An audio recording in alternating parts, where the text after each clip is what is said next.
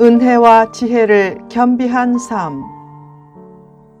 시편 107편 33절에서 43절 말씀.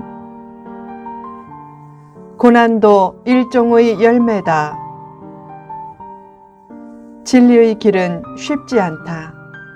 진리를 추구했던 많은 사람들이 고독했던 이유가 그 길이 쉽지 않았기 때문이다. 오늘날 많은 성도들은 진리를 따른다고 하면서도 고독과 고난을 회피하려고 하지만 축복만 생각하면서 믿음의 본질을 잊으면 안 된다. 가끔 발표도 봐야 인생의 진실을 깨우친다. 낙관은 사실과 현실의 본질을 위장하기 쉽게 하지만 애통은 사실과 현실의 본질에 다가서기 쉽게 한다. 사람들은 흔히 성공을 자랑하지만 위대한 믿음의 선진들은 십자가를 자랑했다.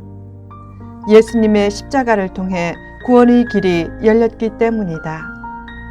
억지로 고난의 십자가를 달라고 기도할 필요는 없다. 다만 두 가지 사실은 잊지 말라. 예수님이 원하시는 삶을 살면 어느 정도의 고난은 피할 수 없다는 사실과 성도라고 해서 고난으로부터 완전히 면제되지는 않는다는 사실이다. 그 사실을 외면하고 축복만을 추구하면 시련이 시험이 될 수 있다. 어느 날 어떤 선교사가 아프리카에서 이상한 장면을 목격했다. 한 원주민이 우상을 끌어내린 뒤 우상의 볼기짝을 사정없이 때리고 있었다. 선교사가 왜 그러느냐고 묻자 그 원주민이 대답했다. 제가 이 우상을 세운 뒤 10년 동안 복을 빌었는데 그동안 오히려 폭삭 망해서 화가 나서 이 우상을 바라고 있습니다. 그 원주민은 축복이란 목적만을 위해 믿음과 기도를 도구화했다가 목적을 이루지 못하자 믿음과 기도를 내버린 것이다.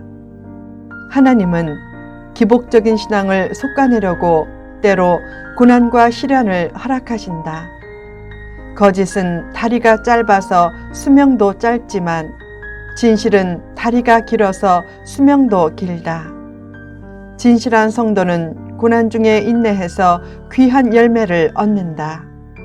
고난도 일종의 열매다.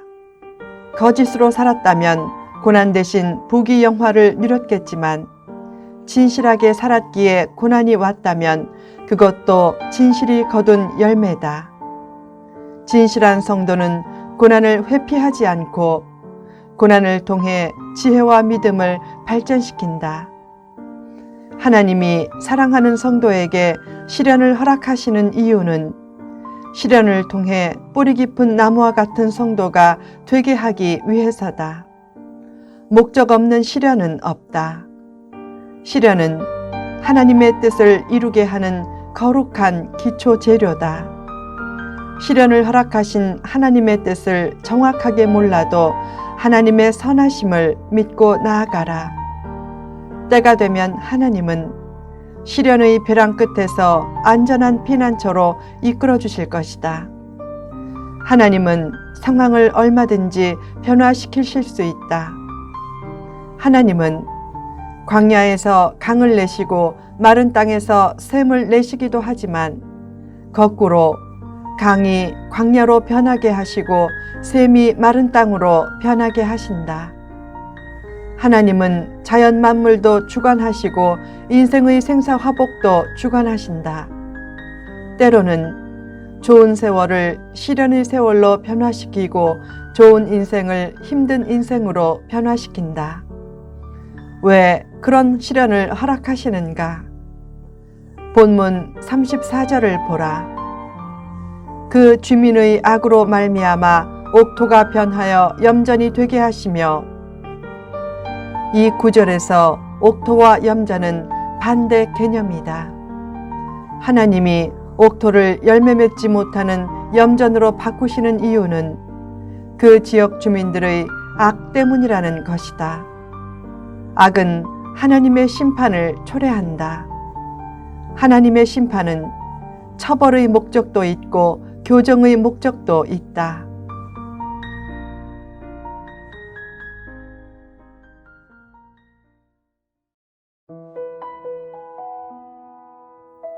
높은 자리를 주의하라.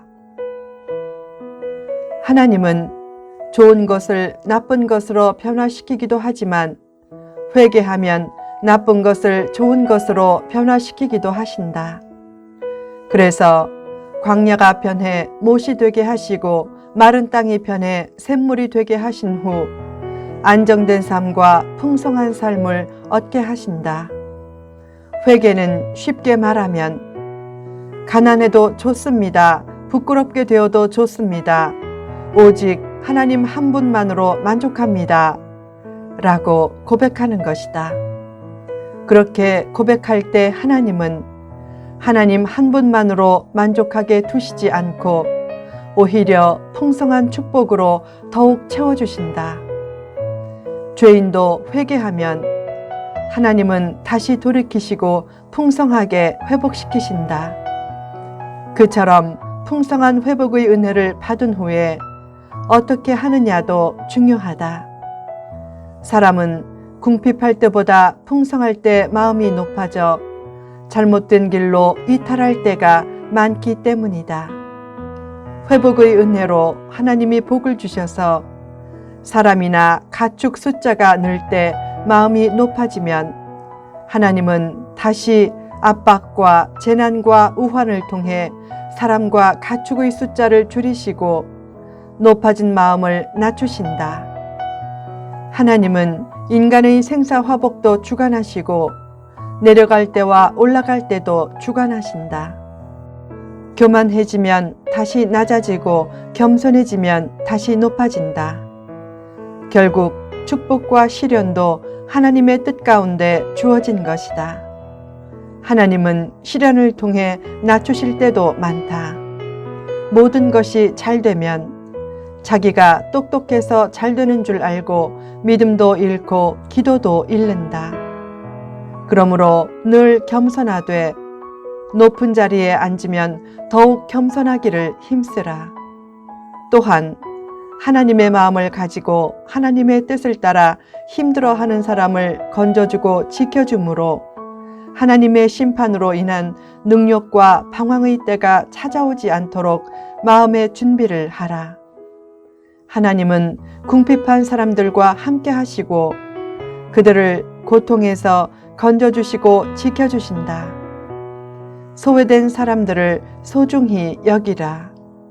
소외된 자리에 있는 팁 인생이 세상을 바꾸는 탑 인생이 될 때도 많다.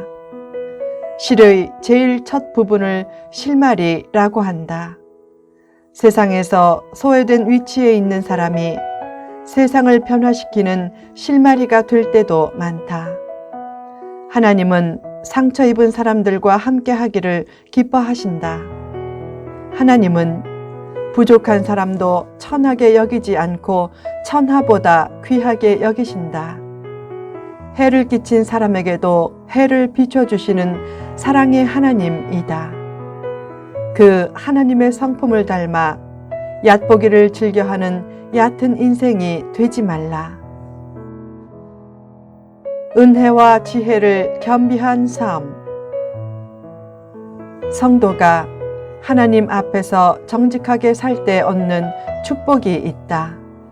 그것은 영안이 열려 모든 현실 속에서 하나님의 사랑과 공의의 손길을 볼 수 있는 축복이다.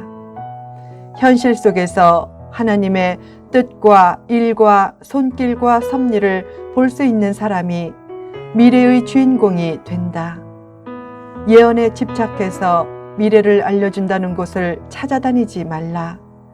하나님 안에서 정직하고 겸손하게 행하기를 힘쓰면 하나님의 구원과 보호와 회복의 손길이 확실하게 보장되어 있다. 그 사실을 깨닫고 하나님 안에서 정직하고 지혜롭게 행동하는 것이 최상의 예지 능력이다. 성도는 참된 은사, 참된 은혜, 참된 축복을 잘 구분해낼 줄 알아야 한다. 새로운 역사는 새롭게 되기를 원할 때부터 시작된다. 소중한 목표에 집중하면 길은 열린다. 현실이 힘들다고 좋은 미래와 소중한 목표에 대한 의지마저 포기하지 말라. 성도에게 가장 소중한 목표는 예수님을 닮는 것이다. 예수님처럼 살려고 애쓰면 그 모습을 보고 남들도 믿고 싶은 생각이 들 것이다. 예수님을 믿으면 사람이 저렇게 좋아지는구나 라는 소리를 듣는 은혜로운 성도의 꿈을 품으라. 은혜란 간절한 소원이 이루어진 것이나 하나님의 사랑을 깨닫는 것이나 말씀을 듣고 진리를 깨닫는 것만이 아니다. 진짜 은혜는 예수님을 닮는 것이다. 예배 후 말씀을 통해 은혜 받았다 라는 말을 한 후에 곧바로 교회 주차장에서 주차 문제로 은혜를 쏟는 것이나 도로에서 운전 문제로 은혜를 쏟는 것은 참된 은혜가 아니다. 또한 교회에서는 할렐루야를 외치다가 집에 와서는 남편에게 밥도 차려주지 않고 걸핏하면 남편에게 겉으로나 속으로 사탄 마귀야 물러가라 라고 외치는 것도 잘못이다. 하나님의 뜻과 일을 지켜보면서 참된 은혜가 무엇인지를 깨닫는 것이 참된 지혜다. 한국 교회의 큰 약점 중의 하나는 은혜 받았다는 말은 많은데 은혜 받은 행동은 부족한 점이다. 예수님 닮는 것을 필생의 목표로 삼고 살라. 성도다움을 드러낼 수 있는 은혜를 받았으면 언제 어디서나 성도다움을 인정받을 수 있는 지혜가 있게 하라. 은혜와 지혜를 겸비한 삶이 축복과 행복을 겸비해 얻게 한다.